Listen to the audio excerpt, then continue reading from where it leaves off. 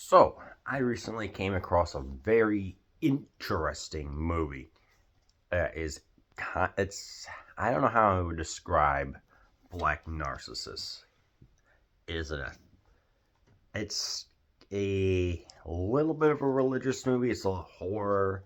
It's a psychological, I guess you could say. But here's the catch. It's from 1947. I don't know how to define this one. It's it's disturbing. It's colorful. It's vivid.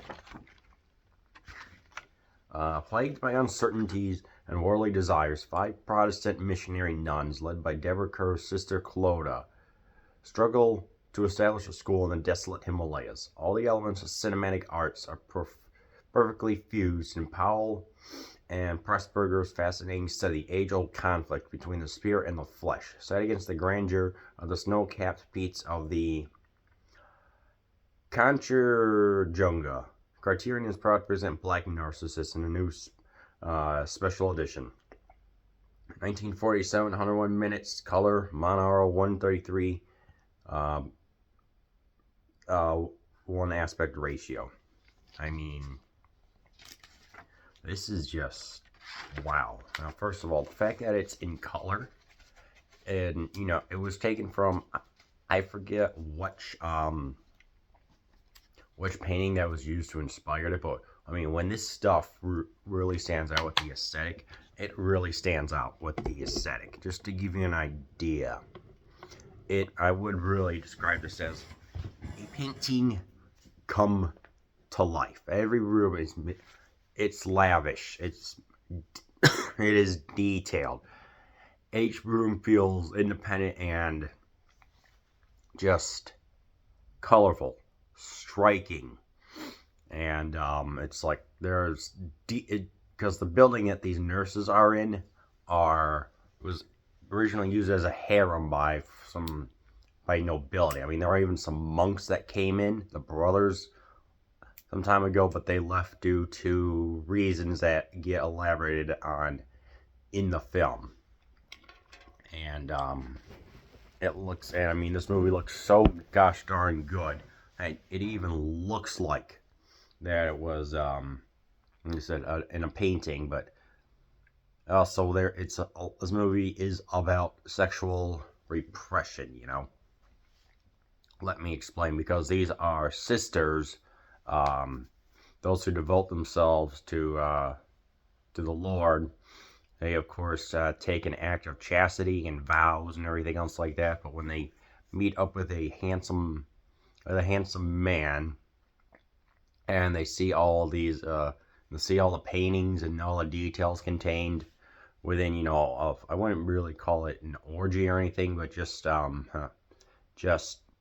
cultural differences, I guess, would be the way to describe it.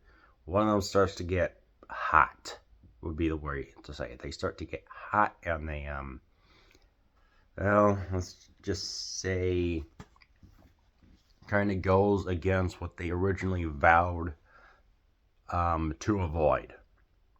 And it's and each of these women put on a great performance, but in my opinion, it was the person who plays Sister Ruth, where she gets the most screen time towards the end.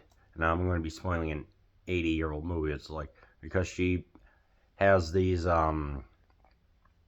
she had these memories of a child, as a child, where she fell in love with someone, forgot all about for those years, until she traveled up to the mountain, the monastery.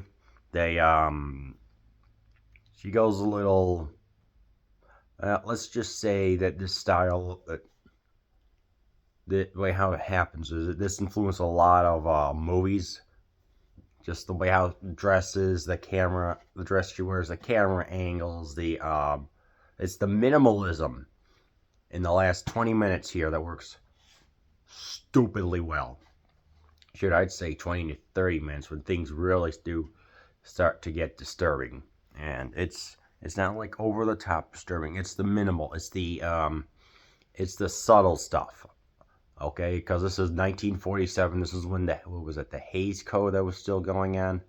and looking at it now, it's like it's the build up, it's the slow burn. When you get to the last 20 to 30 minutes, things really do get intense and engrossing, and I'm looking at it like just sitting back. I'm like all the flowery visuals in the beginning. This one gets replaced with the I guess monochrome-ish way, but there's still enough colors. Like there's subcolor, but it's the minimal use that adds to the tension and the atmosphere here. Music is great.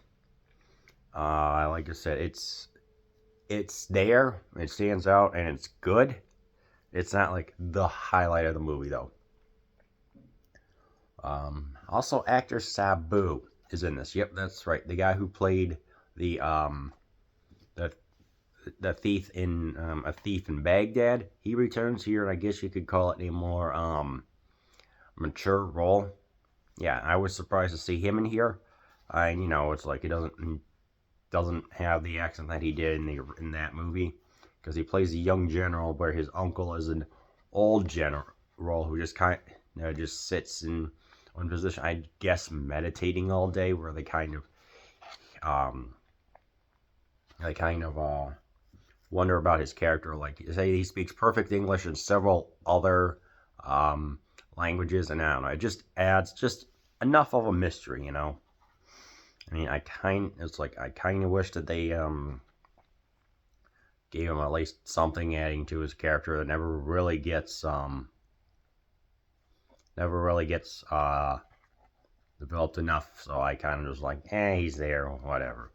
Black Narcissus, I believe, is a type of cloth or a flower, and what it symbolism is love towards oneself, reminder of youth, and a couple of other things. I forgot what. You could just Google it, which goes into the motif later. What happens when one of them starts to, I guess, descend would be the word, and when it leads to that true climax. Because when they are up in this monastery, what is it, 8,000 feet or something like that? I don't know if, yeah, it's a good distance. It's like the place itself almost seems like disturbed.